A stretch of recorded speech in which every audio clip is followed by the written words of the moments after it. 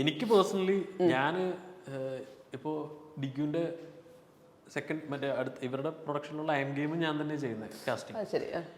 ഡിക്യൂം പെപ്പയുള്ള പരിപാടി. ഞാൻ ഡിക്യൂനെ കണ്ടിട്ടില്ല. അത് പുള്ളി പ്രൊഡ്യൂസ് ചെയ്യുന്ന പടം ഞാൻ എല്ലാ ദിവസവും അവരുടെ ഓഫീസിലും പോകാറുണ്ട്. അവിടെയുള്ള എല്ലാ ആൾക്കാരായിട്ട് അറിയുകയും ചെയ്യാം, എല്ലാവരുമായിട്ടും കമ്പനിയാണ്. പക്ഷെ ഡിക്യൂന് മാത്രം ഞാൻ കണ്ടിട്ടില്ല.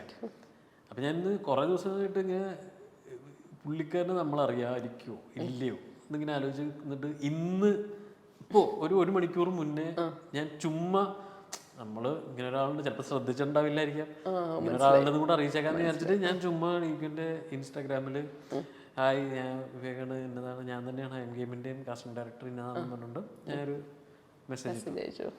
പുള്ളിക്ക് ഓൾറെഡി ഇപ്പം തന്നെ ചവർ പോലെ മെസ്സേജ് വന്നുകൊണ്ടിരിക്കുകയായിരിക്കും.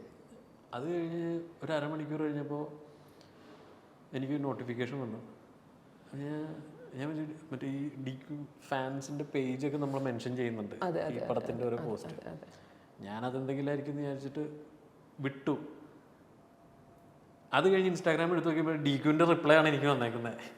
ഹായ് പരിപാടി കൊള്ളായിരുന്നു, ഇതാണ് അടിപൊളിയാണ്, നമുക്ക് ഇനിയും വർക്ക് ഇത് ചെയ്യാൻ പറ്റുകയെന്നൊക്കെ പറഞ്ഞിട്ട് അപ്പോൾ ഞാൻ എടുത്തിട്ട് ഡിക്യൂ റിപ്ലൈ അത് ഞാൻ വീണ്ടും അയച്ചു പുള്ളിക്ക്, താങ്ക് യു സോ മച്ച് മറ്റേ പുള്ളി യെസ് എന്നിട്ട് വീണ്ടും ഒരു മറുപടി അയച്ചു. അപ്പം ഞാൻ ഇനി അയച്ച് വെറുപ്പിക്കണ്ടല്ലോ എന്ന് വിചാരിച്ചിട്ട് ഞാൻ ശരി ഓക്കെ സന്തോഷം എന്ന് പറഞ്ഞ് ഞാൻ അവിടെ നിർത്തിയത്.